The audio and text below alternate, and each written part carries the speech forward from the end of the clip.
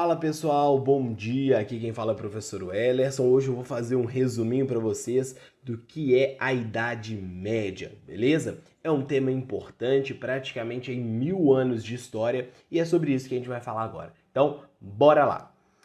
Primeira coisa que a gente tem que falar é o que é a Idade Média. A Idade Média nada mais é do que um período histórico, aquele que foi dividido naquela linha do tempo que todo mundo já está acostumado com ela, lembra? Idade Antiga, na verdade, começa com a pré-história, né? Pré-história, Idade Antiga, Idade Média, Idade Moderna e Contemporânea. O nosso foco agora vai ser esse período que nós chamamos de Idade Média. Ele começou no século V e vai até o século XV. Então, aproximadamente aí 1000 anos de história. Esse período ele é muito grande, então a gente costuma dividir ele em duas partes: a Alta Idade Média e a Baixa Idade Média. A Alta Idade Média é um período de formação do feudalismo, de mudanças nessas estruturas. Quais mudanças, professor? Vocês lembram que quando a gente fala da Idade Antiga, a gente estuda vários povos, os egípcios, mesopotâmicos e as civilizações clássicas, né, Grécia e Roma. E o Império Romano ele deixou de existir quando um dos povos bárbaros ali para os romanos, entre aspas, né, invadiram o Império Romano e acabaram destronando o último imperador romano, Rômulo Augusto. Beleza.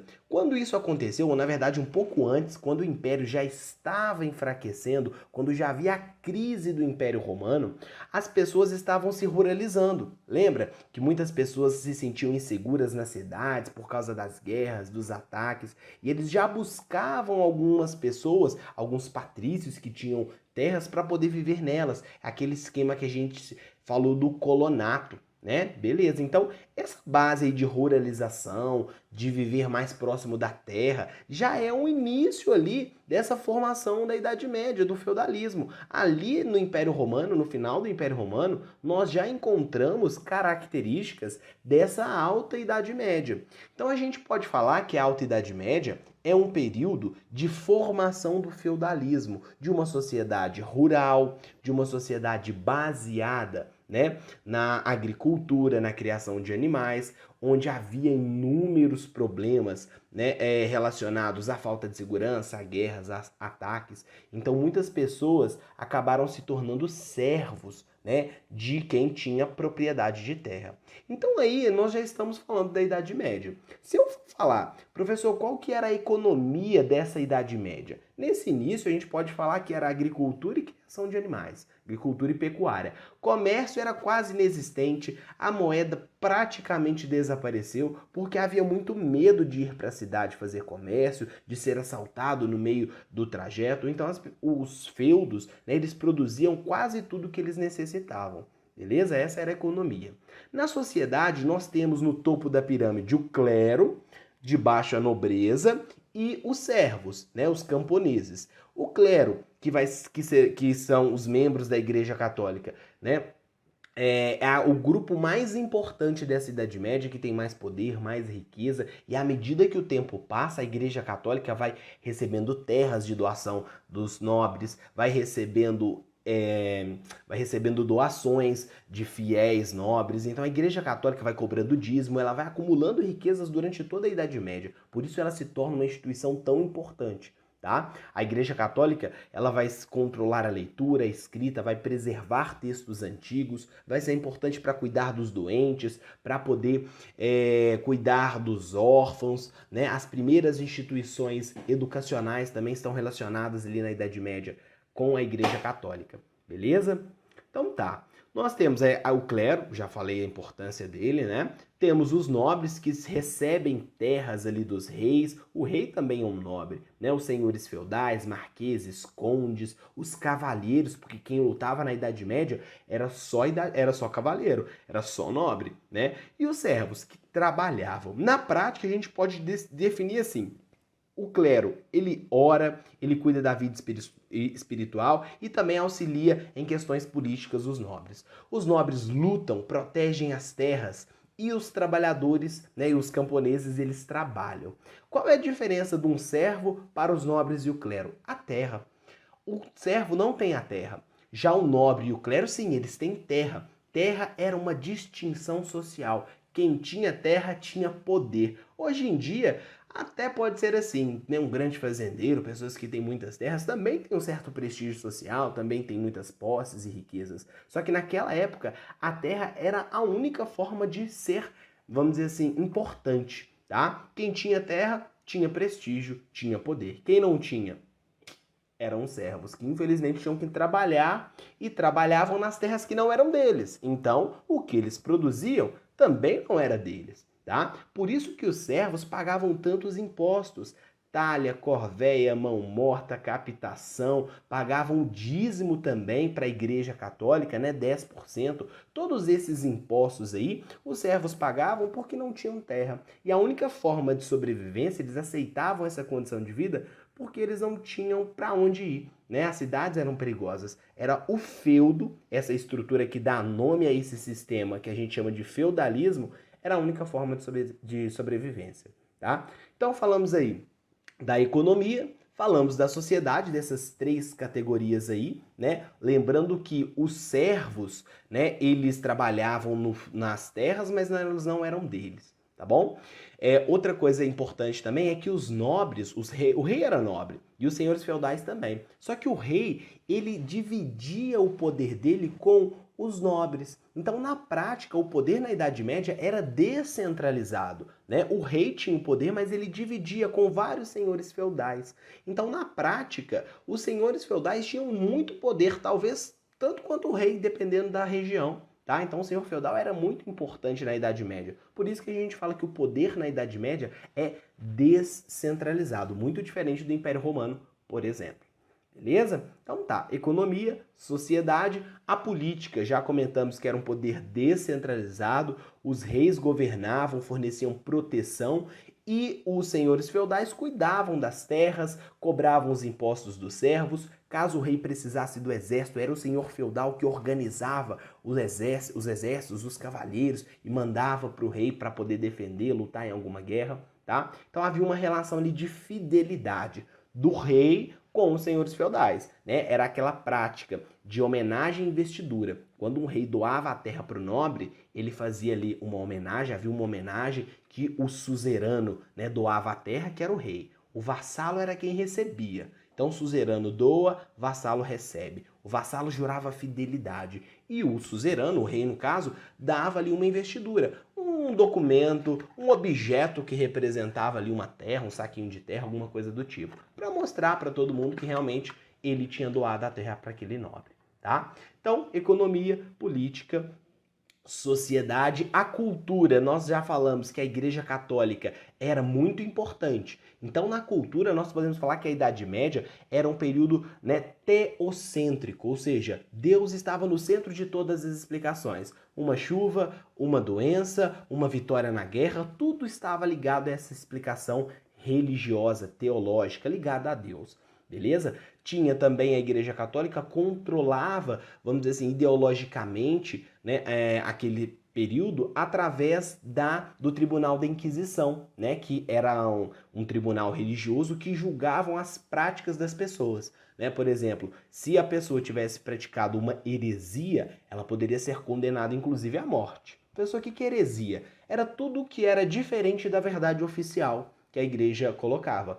Exemplos de heresia: bruxaria, homossexualismo, práticas judaicas, tudo isso, né, eram consideradas heresias. E as pessoas que praticavam poderiam ser, inclusive, mortas. Tá? Então, olha só, falamos de política, economia e sociedade nessa Idade Média. Professor, eu já ouvi falar que tem muitos castelos na Idade Média, é verdade? É verdade. Os castelos serviam de proteção, né, em caso de ataques, de invasões e, claro, também era a casa do senhor feudal, dependia da riqueza do senhor feudal, das posses que ele tinha, maior, melhor, mais eficiente e elaborado era esse castelo, tá? Então, esse castelo ele era importante. E a estrutura onde as pessoas viviam, professor, era o chamado feudo. Pensa no feudo como uma grande fazenda, que tinha um castelo no centro, tinha as terras do senhor feudal, chamada de terras senhoriais, Tinham as terras dos servos, chamadas de terras servis, e as terras comunais, que eram terras onde os servos e nobres pegavam madeira, onde os nobres faziam as caçadas, onde tinham o pasto, tá bom? Então, o feudo era a estrutura onde as pessoas viviam durante a Idade Média. Então, feudalismo é um modo de viver rural, sem comércio, baseado na agricultura, na pecuária, com forte presença da Igreja Católica, com pouco poder do rei e um poder bem descentralizados, com forte ação do senhor feudal. Isso tudo é essa estrutura que a gente chama de feudalismo, beleza? E nós podemos falar também que um dos reinos importantes era o reino dos francos. Nós falamos sobre ele, né? A dinastia Merovingia e a dinastia Carolíngia. Teve o rei Carlos Magno, que foi importantíssimo, fez muitas alianças com a Igreja Católica, expandiu o reino dos francos, né, e começou a estabelecer essa relação com os nobres de doação de terras em troca de favores, fidelidade e assim por diante.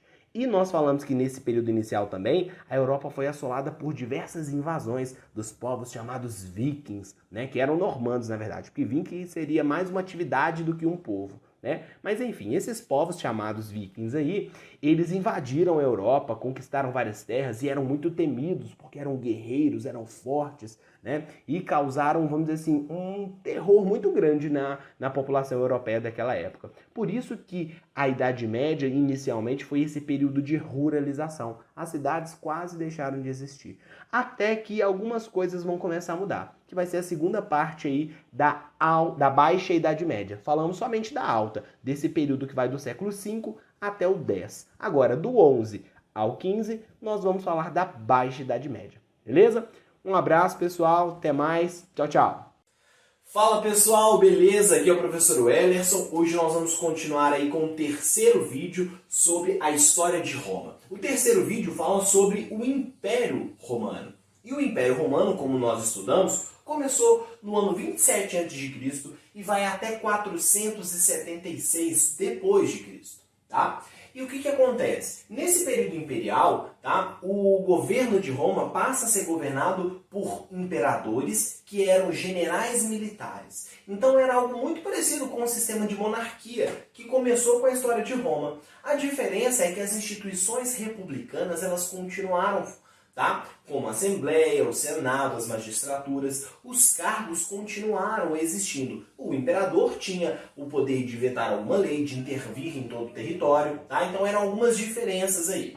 E o que a gente pode falar? Nesse início do Império, tá? Os imperadores passaram a utilizar muito uma política que ficou conhecida como política do pão e circo. O que era essa política? Essa política oferecia alimento para a população, fornecia também espetáculos públicos, peças de teatro, corridas de bigas e as lutas de gladiadores, né? E elas eram feitas geralmente nos anfiteatros, né? Que eram conhecidos como circos na época. O mais conhecido de todos é o Coliseu, né? Que é até hoje é um ponto turístico famoso na Itália, e durante o período imperial foi muito importante porque ele, né, é o local onde ocorriam diversos espetáculos. E qual que era o objetivo desse pão e circo? O objetivo era fazer com que a população, os plebeus que viviam na cidade, não só os plebeus, né, mas principalmente as pessoas que não tinham alimento, que estavam sem emprego, que pagavam os impostos, fazer com que elas ficassem distraídas ali de alguma forma com os espetáculos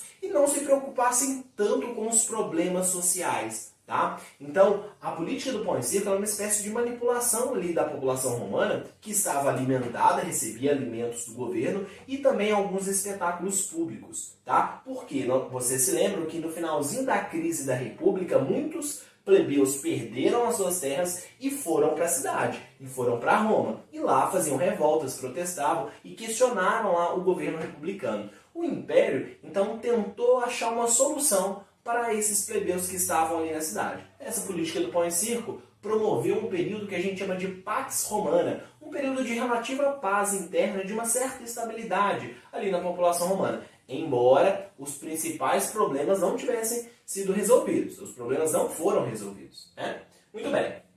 Então vamos falar agora um pouquinho sobre esses primeiros anos, aí, esses primeiros séculos, na verdade, desse período imperial. Algumas dinastias governaram. Por quê? Os imperadores eram considerados divindades, eram chefes do exército e tinham muito prestígio social. Então eles acabavam deixando o seu filho, os seus filhos, netos e assim por diante, governar. Então tiveram algumas dinastias que governaram Roma nesses períodos iniciais, tá? Lembrando que essas dinastias não duravam muito tempo, inclusive porque, como o imperador era um líder militar, então vez ou outra apareciam novos líderes militares. Principalmente na crise do século III, que esses imperadores eles vão trocar, vão ser trocados de uma forma muito rápida, ou porque os imperadores morriam, ou então por conspirações, tá? Muito bem.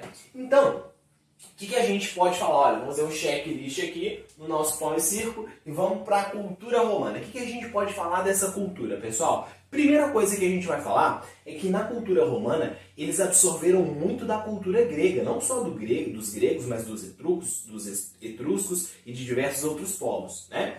Então os romanos absorveram essa cultura grega e isso é muito claro, principalmente na mitologia. Por exemplo, os deuses romanos, eles eram politeístas, os deuses tinham características humanas, sentimentos, e eram muito parecidos com os deuses gregos. Até as funções deles eram parecidas. A diferença é que eles mudaram o nome. Por exemplo, Zeus virou Júpiter, Poseidon virou Netuno, né? Então os nomes passaram a ser latinizados, né? Nomes latinos, nomes romanos, para falar dos deuses. A arquitetura dos romanos é outra coisa que impressiona, né? O desenvolvimento arquitetônico não só dos aquedutos, que transportavam água de locais distantes, mas o Coliseu, o Arco do Triunfo, tudo isso, né, acaba mostrando um pouquinho dessa arquitetura romana, que recebeu influência de outros povos. Outra coisa que a gente pode falar são os banhos públicos, né? Os banhos públicos ficaram assim, conhecidos em Roma porque muitas pessoas não tinham água encanada em casa, principalmente as pessoas mais pobres. As habitações das pessoas mais pobres, dos plebeus que viviam na cidade, eram geralmente em prédios de até 6 andares, muito pequenos, parecido com um apartamento bem pequenininho, tá? E nessas casas, nessas habitações, não tinham água encanada e nem rede de esgoto. Já na casa dos ricos tinha. Eles tinham inclusive casas muito espaçosas, tinha uma espécie de piscina central onde eles se banhavam e tudo mais. Quem não tinha isso em casa ia para esses banhos públicos, que às vezes eram inclusive aquecidos, tá? Então eram banhos públicos que as pessoas se higienizavam, faziam suas necessidades e tudo mais. E a sociedade romana, a gente pode falar que ela era uma sociedade que o homem ainda tinha uma função importante, tá? Uma função, na verdade, colocada como principal. As mulheres, muitas vezes, os filhos e os escravos eram considerados ali propriedade do pai daquela família, por exemplo, né? As mulheres casavam, muito parecido com os gregos, dos 12 aos 18 anos e os homens ali na faixa dos 30, beleza? Outra coisa que a gente pode falar é que os pais das meninas, os pais das mulheres, tinham que pagar dotes para o marido casar. Então era como se fosse assim, um pagamento quase para comprar um marido, né? O que mostra uma sociedade ali bem patriarcal, beleza? Não muito diferente do grego. Uma diferença é que as mulheres tinham mais liberdade e mais participação pública. Elas assistiam a espetáculos, a jogos, elas tinham uma vida social um pouco mais ativa do que lá em Atenas, por exemplo, tá? O que mais que nós podemos falar? Nesse contexto todo, pessoal, nós vamos ter aí uma crise chamada de crise do século III e crise do século IV, tá? O que nós podemos falar? Vamos voltar para cá. Olha só, o Império Romano já tinha expandido por toda essa parte que eu desenhei aí para vocês. Então o Império Romano já era gigantesco, tá? Só que chega um momento que o Império Romano ele começa a enfrentar alguns outros povos que viviam ao redor das suas fronteiras. Por exemplo, os germânicos, que eram chamados ali de bárbaros para os romanos, porque todo mundo que não era romano era bárbaro. Então, germânico, bárbaro, persa, bárbaro, qualquer um que não fosse romano era bárbaro, tá? Então, o que acontece? Esses germânicos começavam a ameaçar essa região aqui das fronteiras do Império Romano. Assim como esse Império Persa também pressionava as fronteiras do lado oriental, lado ocidental, lado oriental. Então, os romanos começaram a fazer muitas batalhas com esses dois povos. Lá para esse novo Império Persa, os romanos perderam inclusive muitas batalhas. Isso meio que fragilizou o exército. E aqui os germânicos começaram a viver bem próximo e às vezes até dentro dessas terras romanas. Tá? O que vai acontecer, pessoal? Nessa região onde nós temos muitos conflitos, tá? Pensa que a produção agrícola para durante esses períodos de guerra, o comércio diminui, os impostos dessas províncias também. Isso vai gerando falta de alimentos, vai gerando uma inflação, e isso começa a virar uma bola de neve. Chega um momento que Roma está enfrentando, o Império Romano está enfrentando esses dois povos, não consegue mais expandir para o Ocidente, nem para o Oriente, e aqui na África, deserto do Saara. Então eles param as guerras de expansão e começam a enfrentar esses dois povos. Diante desse cenário, pessoal, nós temos exatamente o que nós chamamos de crise do século 3 e 4. Essa crise aí foi por causa de uma instabilidade política. Nesse momento, muitos generais, muitos imperadores iam para as batalhas e acabavam morrendo nelas. Outra coisa são as guerras contra esses povos. A crise econômica, porque, como eu comentei com vocês, isso acaba gerando inflação, fome, falta de alimentos. E também nós temos esse fim das guerras de expansão. Isso tudo gera uma situação política em Roma muito instável, tá? Muitos plebeus, muitas pessoas que perdem as suas terras e que estão sem alimento, começam a pressionar esse governo, começam a fazer revoltas, e aí eu começo a ter guerras externas, conflitos internos, crise econômica, crise política e o fim das guerras de expansão, que acabou deixando de entrar escravos, deixa de entrar riqueza, deixa de expandir o território, e isso vira literalmente uma bola de neve. Muitas pessoas que viviam aqui próximas a essas áreas de guerra acabam migrando para o campo, para uma área rural, e passam a oferecer os seus serviços em troca de abrigo e proteção. Tá? Esses plebeus, que geralmente não tinham terra, não tinham emprego, que vão para essa área rural, eles vão em busca de proteção e abrigo. Quando chega lá, eles encontram grandes proprietários rurais, aí patrícios, e fazem uma nova relação de trabalho, que a gente chama de colonato. Colonato é essa relação em que um plebeu, uma pessoa que não tem terra, não tinha um emprego, uma função ali muito bem definida, ele mora nessa terra de um plebeu, de um patrício ou de um grande proprietário rural e troca com ele o trabalho dele na produção de alimentos, seja no que for, em troca de abrigo e proteção. Esse colonato vai começar a se espalhar por diversas regiões, diante desse cenário de crise e de guerras. Tá? Muito bem. O que vai acontecer agora nesse finalzinho aí do Império Romano? Já estamos num contexto de crise e agora nós temos ali, pessoal, a queda do Império Romano. Como que vai acontecer isso? Olha só, vamos voltar para cá. O que vai acontecer? Diante de todo esse cenário de crise do século III e século IV, dois imperadores aí vão se destacar. O primeiro imperador vai ser o Constantino. O Constantino, ele foi um imperador que se converteu ao cristianismo. E aí é uma outra coisa que a gente vai falar agora. Professor, como assim o imperador romano se converteu ao cristianismo? O cristianismo, a religião cristã, surge a partir de Jesus Cristo. Jesus Cristo era um judeu pobre que vivia na região do Oriente Médio, vivia na região da Palestina. Jesus pregava uma ideia de igualdade entre todos, independente se fosse patrício, se fosse plebeu, se tivesse terra, se não tivesse. Ou seja, aos olhos de Deus, todos são iguais.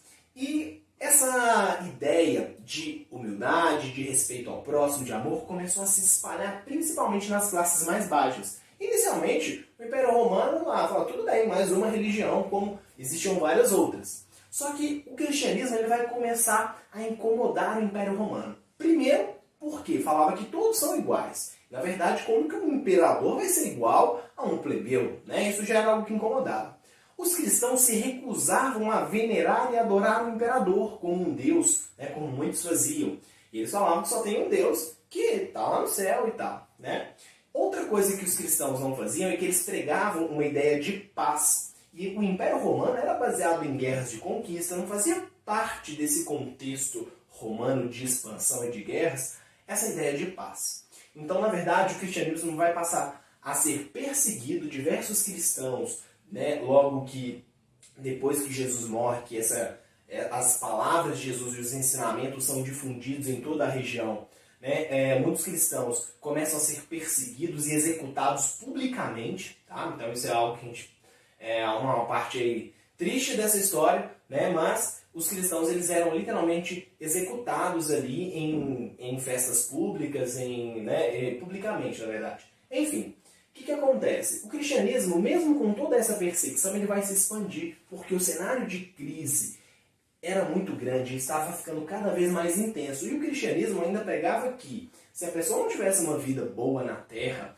mas se ela fizesse o que Jesus ensinou, ela poderia atingir o reino dos céus. Ela podia ter uma felicidade eterna. Então isso acabava, né, se espalhando muito. Chegou um momento que já havia mais cristãos do que praticantes de outras religiões antigas. Nesse contexto que o imperador Constantino se converte ao cristianismo e permite uma liberdade religiosa, é o chamado Édito de Milão, né? Então, todas as religiões agora são permitidas, nenhuma mais vai ser perseguida, tá? O Constantino vai fazer uma outra coisa. Nesse cenário de crise, o Constantino ele vai transferir a capital de Roma para a cidade de Constantinopla, tá? Essa cidade de Constantinopla aqui, pessoal, ficava entre a Ásia e a Europa. Era um ponto de contato.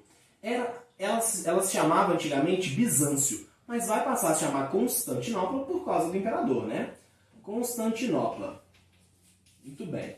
Essa cidade de Constantinopla, então, ela vai passar a ser capital do Império Romano. Pessoal, por que eles mudaram Roma? Porque Roma era uma cidade muito urbanizada, uma cidade que tinha muitas pessoas que faziam protestos. É como se Constantinopla fosse um local mais afastado, mais tranquilo, que seria mais fácil administrar o Império, e também era uma região muito rica, porque era ponto de comércio entre a Ásia e a Europa, tá? Pois bem, depois de Constantino, um segundo imperador importante vai ser o Teodósio. O que o Teodósio vai fazer, pessoal? Ele vai transformar a religião cristã na religião oficial do Império Romano no ano 380 depois de Cristo. Tá? Então a religião oficial agora do Império Romano, que um dia perseguiu os cristãos, agora o Império Romano se converte ao cristianismo, né? Um pouco contraditório, mas é verdade. O Teodósio, então, ele transforma a religião cristã na religião oficial e passa a perseguir as outras, por exemplo, as antigas religião romana, tá? Os antigos deuses romanos. Pois bem, nesse cenário todo, o Teodósio, ele, antes de morrer, ele divide o Império Romano em duas partes. Como se ele vai deixar uma parte para ser governado por um filho dele, outra parte pelo outro filho dele. Então ele literalmente faz isso aqui, ó. Divide o Império Romano em duas partes. A parte ocidental, capital, Roma. A parte oriental, a capital, Constantinopla, tá?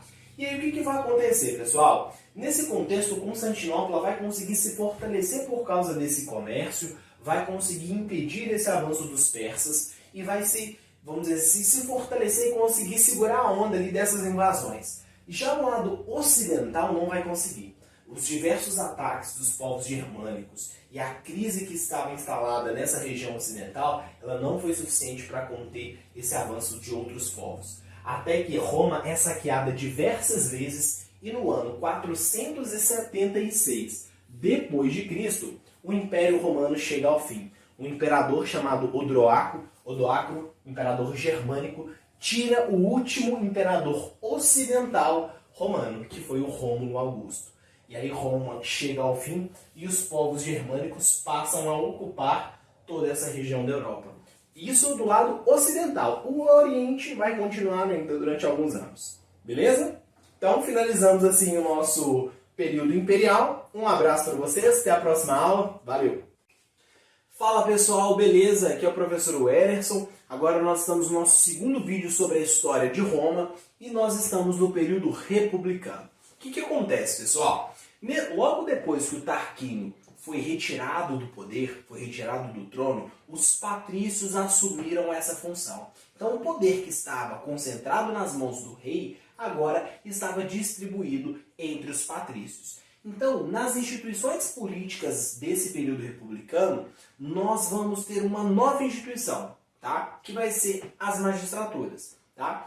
Vai existir ainda o Senado, a Assembleia, só que essas magistraturas vão ser agora funções importantes dentro dessa política. Existem vários magistrados, existiam os pretores, os questores, os edis, e os mais importantes, né, os que tinham uma função executiva, eram os cônsules, eram sempre de 2 em 2, sempre em dupla. Igual as provas que vocês pedem para fazer, que quase nunca são em dupla, mas aqui os cônsules se organizavam em dupla, tá? O que acontece? Esses cônsules, eles tinham a função de presidir o Senado, eles eram comandantes, chefes do exército e também eles faziam a função executiva, tá?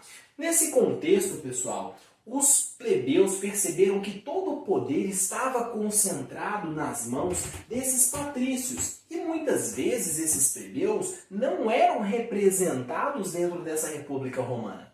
Então eles vão promover alguns conflitos e alguns confrontos com os patrícios. Então é nesse contexto de insatisfação dos plebeus que nós temos os conflitos sociais. Vários conflitos ocorreram até que os plebeus conseguiram criar o cargo de tribuno da plebe. Tá? Esse cargo de tribuno da plebe era exercido por um plebeu e tinha como objetivo o quê? Tinha como objetivo criar algumas leis que de alguma forma ajudassem os plebeus. Tá? Por exemplo, a Lei das 12 Tábuas, que foi criada em 450 a.C., foi uma lei que na prática, o que ela fez? Ela transformou as leis orais em leis escritas. E essa Lei das 12 Tábuas é a base do direito romano. E é muito importante até os dias de hoje. Tá? Além dessa Lei das 12 Tábuas, várias outras ocorreram, como a Lei da Canuleia, que era uma lei que permitia o casamento entre patrícios e plebeus, a Lei Lícina, que era o nome da lei, tá? Que era uma lei que acabava com a escravidão por dívida e, no caso, os plebeus foram beneficiados porque eles que se tornavam escravizados. Né? Então, de alguma forma, esse cargo de tribuno da plebe e as leis que foram criadas depois tinham como objetivo, né, melhorar a condição de vida desses plebeus. Tá? Muito bem. Nesse contexto, pessoal, de melhoria social, de uma certa estabilidade e apaziguamento dos conflitos sociais, a República Romana percebe que é um momento propício para a expansão territorial. Eles começam a aumentar o território. Qual que era o objetivo? Autoproteção, objetivo de conseguir mais terras férteis e aumentar a produção de alimentos. Tá?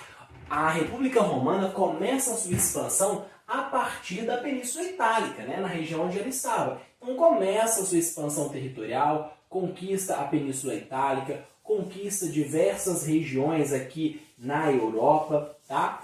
E conquista também uma região, tá? Que era uma ilhazinha, a Ilha da Sicília. E essa ilha era interesse da cidade de Cartago. A cidade de Cartago, pessoal, ficava no norte da África.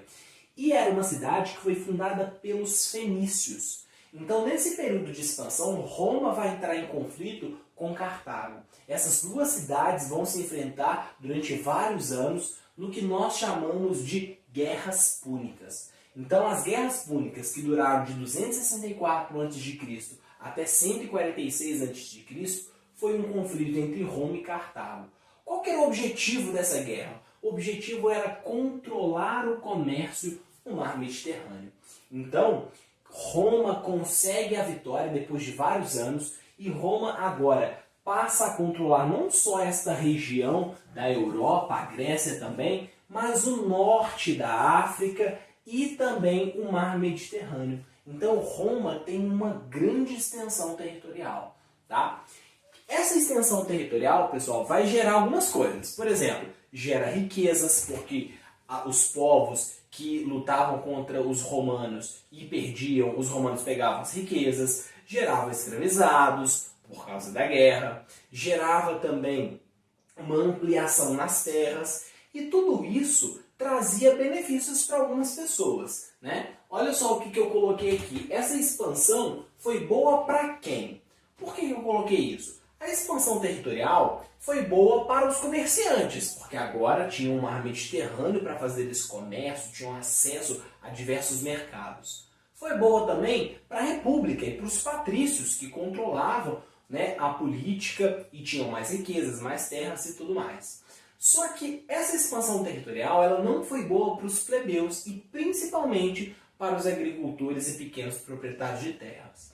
Esses agora tinham que enfrentar os patrícios com propriedades ainda maior e com muito mais escravos. Muitas vezes os plebeus não conseguiam manter a sua propriedade pequena e tinham que vender para os patrícios. Esses plebeus iam para a cidade e começavam a viver lá, né? Se revoltavam, faziam manifestações e revoltas questionando esse regime republicano, porque eles pagavam impostos, viviam nas cidades, não tinham terras, às vezes não tinham trabalho, tá? E isso vai gerar uma crise nesse sistema republicano. Outro fator que a gente pode falar é que essa expansão territorial criou o que nós chamamos de províncias. Essas províncias eram territórios, né? Vou fazer um desenho aqui, como se fosse assim, olha, era um território que vai passar a ser controlado por um general militar. Esse território, essa província, né, tinha como objetivo ali, o general militar tinha como objetivo proteger as fronteiras, cobrar os impostos da população que vivia aqui, tá? E também esse exército ele passou a fazer o pagamento do salário dos soldados. Então, enquanto essa República Romana vai ser criticada pelos plebeus, vai sofrer com revoltas de escravizados, como a revolta de Esparta, que foi muito conhecida, né?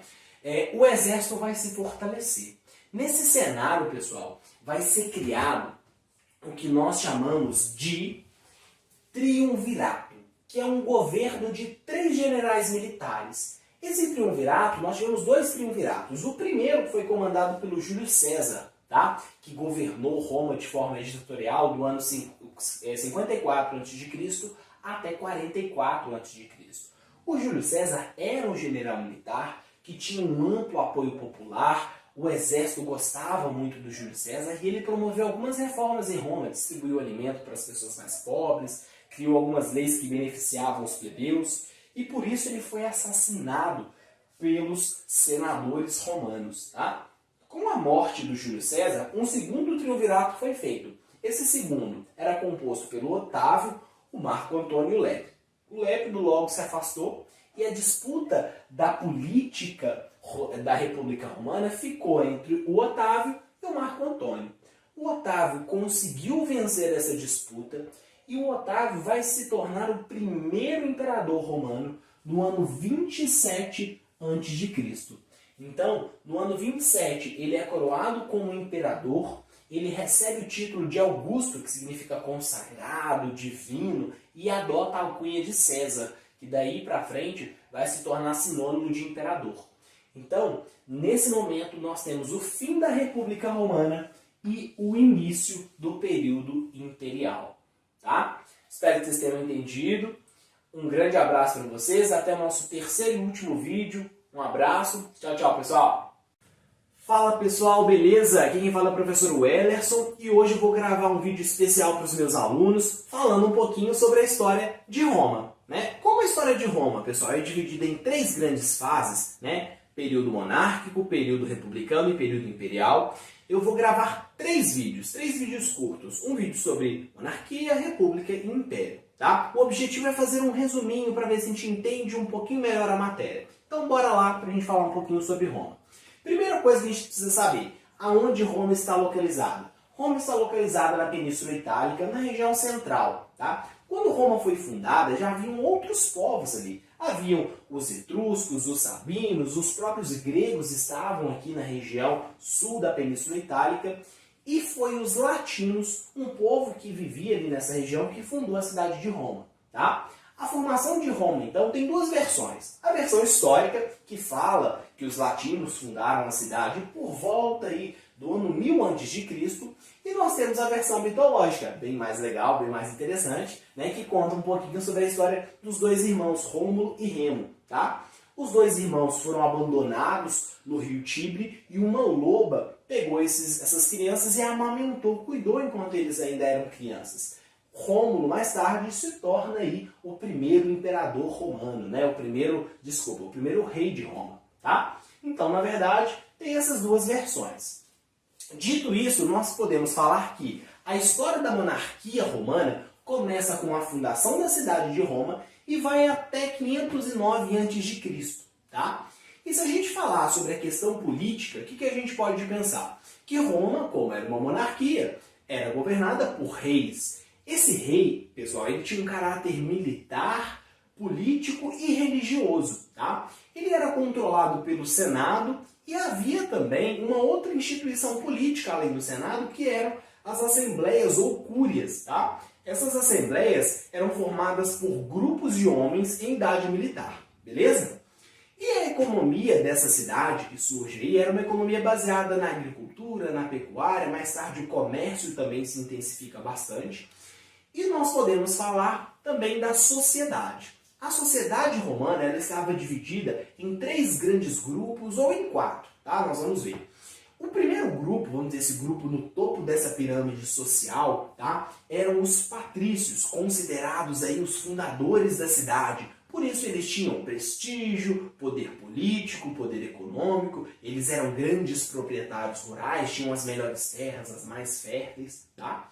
E nós temos aí os plebeus, que ficavam abaixo, que era a grande maioria da população, tá? Que eram homens livres, que tinham pequenas propriedades rurais, trabalhavam, né, na agricultura, trabalhavam no comércio, no artesanato, e não tinham direitos políticos, porque o Senado era composto pelos patrícios, né? Os reis ali inicialmente eram reis de origem patrícia, desse grupo, né, considerados fundadores, tá? E quando esses plebeus ficavam muito endividados ou quando eles tinham uma relação muito grande de dependência dos patrícios, esses plebeus eles se tornavam clientes. Então é como se fosse um subgrupo ali dentro dos plebeus, tá? Nós temos na base dessa pirâmide a escravidão. E a escravidão aqui, pessoal, era uma escravidão diferente da que a gente pensa na Idade Moderna. A escravidão aqui era uma escravidão por dívida ou por guerras, tá? Eram as duas formas que tinha escravidão. E diferente da Idade Moderna, essa escravidão da Roma Antiga podia ser, por exemplo, você podia ter um escravo que era um médico, um professor, um filósofo, que exerciam algumas atividades intelectuais, inclusive. Claro que havia os escravizados que trabalhavam na agricultura, no campo, e esses eram os trabalhos mais pesados nesse período monárquico, beleza? E como que esse período vai chegar ao fim, tá? Como eu falei com vocês, era uma monarquia, vários reis governavam. Os etruscos, que eram outro povo que vivia aqui na região da Península Itálica, vai chegar na cidade de Roma e vai passar a controlar as instituições políticas.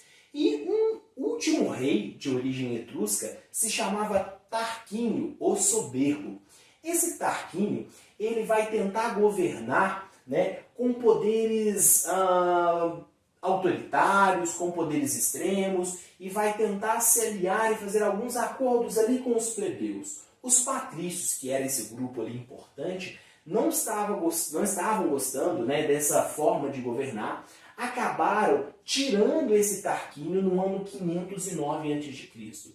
Então, no ano 509 é o fim da monarquia, com esse rei Tarquínio sendo deposto, e aí os patrícios vão passar a organizar a política daí para frente. Esse novo período que começa é o período republicano, que a gente vai ver um pouquinho mais no próximo vídeo. Beleza? Um abraço para vocês, até o nosso próximo vídeo. Tchau, tchau!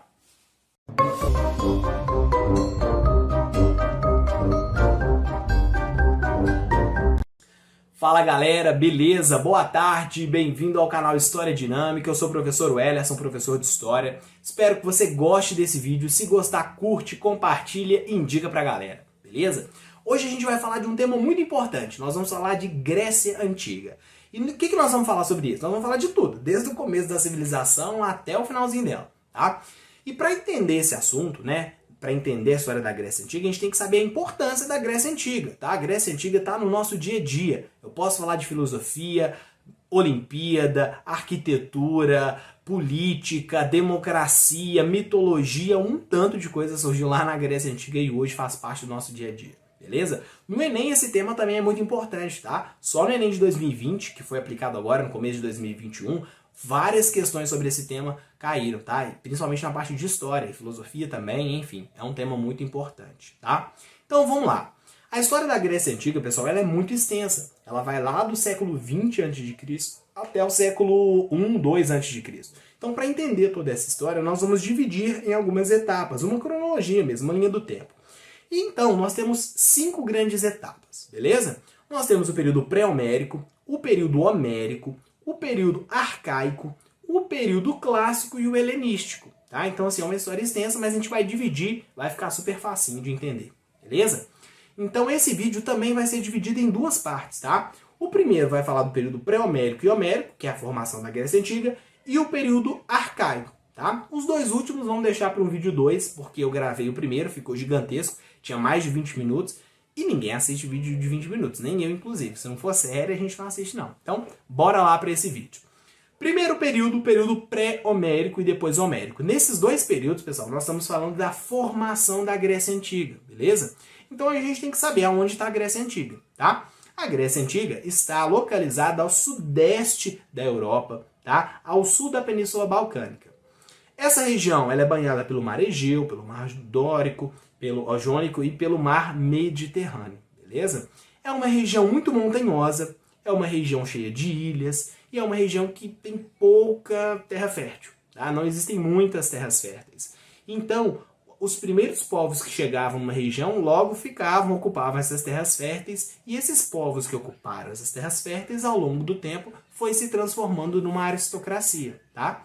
Como era uma região com muitas ilhas e afastadas umas das outras, né, a Grécia Antiga não tinha um império unificado, igual, por exemplo, o Egito Antigo, tá? Eles se formaram enquanto cidades-estados. O que é isso? Cidade-estado é um território com política própria, administração, a sua população, independente umas das outras. Então tinham várias polis, como a cidade-estado grega era chamada, tá? Muito bem. Então falamos desse período inicial onde estava localizado. A população que deu origem aos gregos, na verdade, foram populações diversas, tá? Nós temos os eólios, os jônios, os aqueus e os dórios. Esses dórios eles foram os últimos a chegarem na península do Peloponeso, na região da Grécia Antiga, e quando eles chegaram lá, eles eram povos guerreiros, que tinham conhecimento de metalurgia, do ferro, então eles chegaram e dominaram militarmente a região. Muitas pessoas racharam fora, tipo, perna para quem tem, né? Então, assim, muitos gregos saíram e foram ocupar outras regiões, na Ásia, no sul da Península Itálica, beleza? Só que esses povos, quando eles foram, eles levaram o modo de vida grego, a língua, a cultura, a religião. Então a gente tem que a Grécia ela foi expandindo, né, a sua área, vamos dizer assim, de ocupação. Todo mundo ali era grego. Por que era grego se cada cidade-estado era independente, né? Eles eram grego porque falavam o idioma grego, porque tinham a mesma cultura, acreditavam nos mesmos deuses, beleza? Embora tivessem política independente e autônoma, cada cidade-estado. Beleza? Então tá, falamos um pouquinho da formação, falamos um pouquinho dos povos, agora a gente vai falar isso tudo é período pré-homérico, tá? O período homérico é o período que um poeta grego chamado Homero escreveu dois importantes poemas, a Ilíada e a Odisseia, tá? Esses dois livros, eles contam um pouquinho da história da Grécia Antiga. Por exemplo, a Ilíada conta a história lá da Guerra de Troia, e a Odisseia conta a volta de um herói, Ulisses, né, ou Odisseu, a volta dele da Guerra de Troia para sua casa. Tá? Então, assim, esses livros eles estão repletos, né, da cultura grega, do que eles acreditavam. Então, esses dois poemas são as principais fontes históricas para a gente estudar esse período. Daí a importância do Homero, né? Período pré-homérico e Homero. Já deu para entender a importância, né, desse filósofo grego. Beleza. Então, olha só, nesse terceiro período que a gente vai falar nessa aula de hoje, que é esse período que a gente chama de arcaico, é um período de crescimento dessas cidades-estados, tá? Eu falei que inicialmente eram cidades-estados pequenas, né? A terra era uma terra comunal, governada geralmente pelo pai de família, tudo mais. E à medida que o tempo foi passando, essa sociedade foi ficando mais complexa, a população cresceu, a sociedade ficou, né, cada vez maior. E aí nós temos a formação de cidades-estados. Existiam várias na Grécia Antiga. Nós geralmente estudamos duas cidades, Atenas e Esparta. Beleza? Eu vou começar a falar um pouquinho de Esparta. Como que era a cidade de Esparta? A cidade de Esparta, eles eram descendentes dos dórios. Então eram povos guerreiros, tá? Povos que tinham conhecimento militar muito forte. E o treinamento desses espartanos começava desde criança para os homens. Tá? Eles já se treinavam para ser bons guerreiros. Beleza? E aí o que acontece? Essa sociedade é uma sociedade hierarquizada. Havia um grupo, uma aristocracia em Esparta, que se chamava, né, Esparciata. Era um grupo social com direito político, com as melhores terras e poder econômico. Tá? Eles também compunham a elite militar da cidade de Esparta. Traduzindo, eram os bambamã da cidade. Eles que tinham moral naquele lugar. Abaixo deles, nós vamos ter os periecos. Esses periecos são pessoas livres, mas que não têm direito político. E na base, nós temos os ilotas, que são aprisionados, né? Pessoas que foram feitas escravas, né? Escravas por guerra. E aí, eles não eram escravos da pessoa, tá? Era escravo da cidade. Então pensa que se alguém precisasse de um escravo, chegava lá, utilizava esse escravo, depois devolvia, tipo um empréstimo de livro, tá? Essa era a organização social de Esparta. E a política de Esparta, como é que funcionava? Né? Quem comandava era essa aristocracia. Haviam 2 reis, que era uma diarquia, haviam os gerontes, que eram pessoas com mais de 60 anos que elaboravam as leis. Havia 5 eforatos, que eram 5 pessoas eleitas anualmente, beleza? E que exerciam o poder executivo. E na base dessa estrutura política a gente tinha a ápila, que era uma grande assembleia, que podia participar todo cidadão esparciata, né, membro lá da aristocracia, com mais de 30 anos. O que eles faziam? Votavam as leis, tá? E elegiam também os gerontes. Assim funcionava a política de Esparta. Já Atenas era completamente diferente, tá? Em vários aspectos. Primeiro, que a cidade de Atenas era uma cidade que ficava na península da Ática, ficava na região da Ática, na verdade, que era uma região muito comercial, então era uma cidade que tinha um comércio muito intenso, enquanto lá em Esparta a base era a agricultura, a criação de animais e tudo mais. E aí o que acontece? Atenas começa a ter um grupo de pessoas ligadas ao comércio que vão se enriquecer muito. E aí eles vão questionar o poder da aristocracia, que em Atenas a aristocracia se chamava eupátrida. Tá? Então os eupátridas eram ali, vamos dizer assim, os fundadores da cidade, eram as pessoas mais importantes, que tinham terras, direitos políticos e tudo mais. À medida que o tempo vai passando, algumas pessoas vão questionando esse poder dos eupátridas. E aí a democracia ateniense vai sendo construída, ou seja, ela não surge do nada. Ela foi construída com base em muita luta, em vários protestos. E 3 pessoas são importantes para consolidar essa democracia. 3 legisladores, beleza? O Solon, o Clístenes e o Péricles. E não é o Péricles, ex-cantor lá do Exalta Samba. Não vamos começar a falar de pagode agora, beleza? Mas essas três pessoas eram importantíssimas. O que o Solon fez, por exemplo? O Solon acabou com a escravidão por dívida, porque lá em Atenas havia escravidão por dívida e por guerra. Então a pessoa podia se tornar escrava por guerra, então geralmente era uma pessoa que não era ateniense, ou um escravo por dívida, que geralmente era um ateniense. Então o Solon acabou com isso, falou, olha, isso é injusto, isso não é bacana, né? Então não tem mais escravidão por dívida, beleza? Ele também reestruturou a política lá em Atenas e estabeleceu a seguinte forma. A política em Atenas passou a ser organizada em 3 grandes assembleias, por assim dizer. Tá? A Hélia, que é como se fosse um tribunal popular. A assembleia mesmo, que a gente chama lá na Grécia Antiga, né, lá em Atenas, de eclésia, tá? Que qualquer cidadão poderia participar. E a Bulé, que é como se fosse um conselho de 400 pessoas eleitas anualmente, tá, para poder compor ali essa bulé. Quem que participava da política em Atenas? Não era igual em Esparta, que era só a aristocracia. Em Atenas, depois dessas reformas políticas, do Solon, por exemplo, do Clístenes e lá do Péricles, né, qualquer cidadão poderia votar, poderia participar, propor leis, beleza? Independente da classe social. Por isso que a gente chama esse governo de democrático. Governo, demo, do povo. Kratos. Tranquilo? Então, o que a gente pode dizer sobre isso?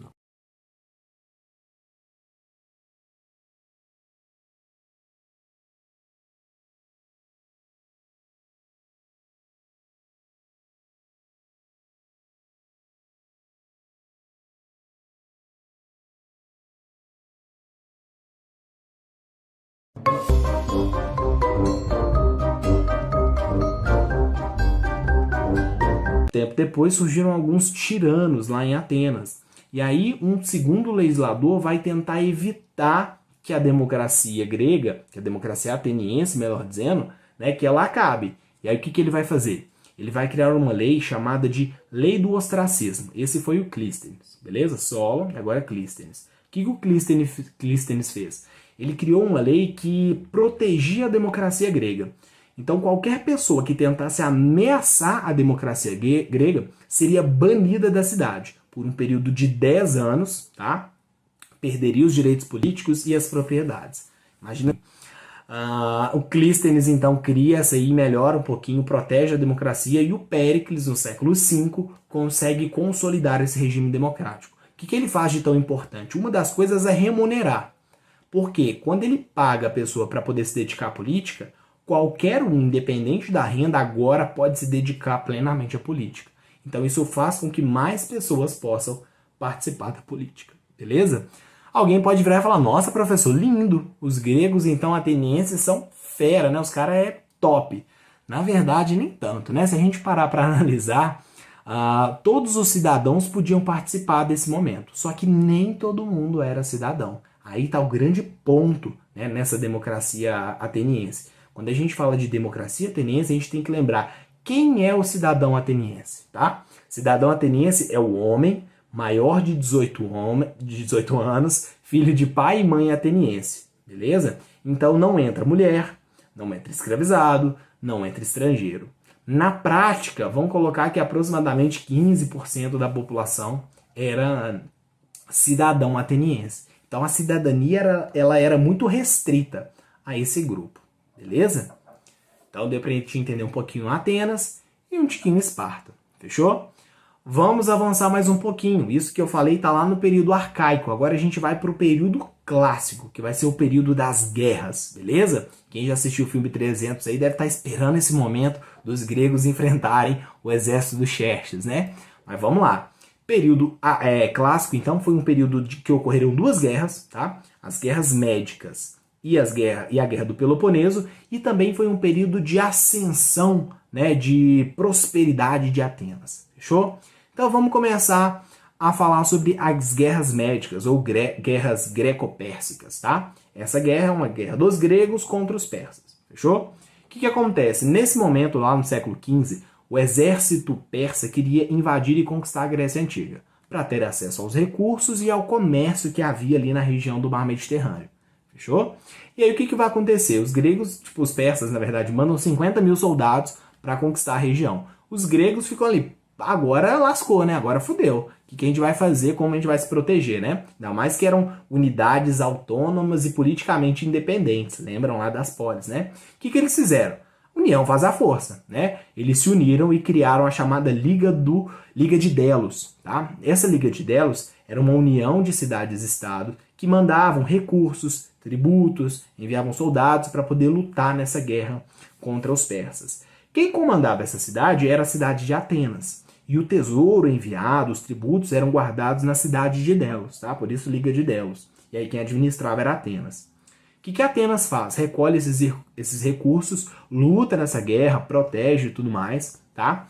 Só que quando essa guerra chega ao fim, tá? O que acontece? Os gregos vencem, ou seja, eles conseguem impedir que os persas conquistem a região. Não que eles derrotaram e dizimaram o exército persa, porque era gigantesco, beleza? Mas eles acabam com os planos lá do imperador persa, que deve ter, desistir. Falar, não, tá muito difícil esse negócio, vou conquistar outra galera, que tá muito difícil. E aí eles foram embora, beleza? Só que o que os atenienses fizeram? Continuaram cobrando os impostos, continuaram cobrando os tributos, só que dessa vez para fazer melhorias lá em Atenas. Então eles reformaram a cidade, foi um período de investimento nas artes, então a democracia ateniense se expandiu muito, tá? Pensa que Atenas vai viver assim os anos dourados, e foi justamente sobre o governo do Péricles, tá? Por isso que a gente fala que foi esse ápice aí da cidadania, da democracia ateniense. E aí o que acontece? Tinha algumas cidades que não concordavam com essa hegemonia toda dos gregos. Aí o que acontece? Uma dessas cidades que não concordava era justamente Esparta. E Esparta forma uma outra liga, chamada de Liga do Peloponeso. Nesse momento, nós vamos ter a cidade de Atenas e seus aliados contra a cidade de Esparta e seus aliados. Essa guerra entre essas duas principais cidades gregas é o que nós chamamos de Guerra do Peloponeso, tá? Foi uma guerra intensa, violenta, que dizimou o mundo grego, tá? Inúmeras baixas, pessoas morreram, a economia ficou frágil. Então, assim, o mundo grego ficou em um estado muito difícil, sabe? E aí, quem vence essa guerra é Esparta. Esparta, por toda a tradição de guerra militar que a gente já falou, né? Só que Esparta não consegue manter muito tempo essa hegemonia, justamente porque o mundo grego estava arruinado, assim, estava com grandes dificuldades. Nesse momento, pessoal, do período arcaico, do período clássico que a gente está falando, né, nós vamos ter um outro povo que vivia ao norte da Grécia, os macedônicos, que vão perceber esse enfraquecimento grego e vão falar assim, agora é a gente, agora a gente domina todo mundo.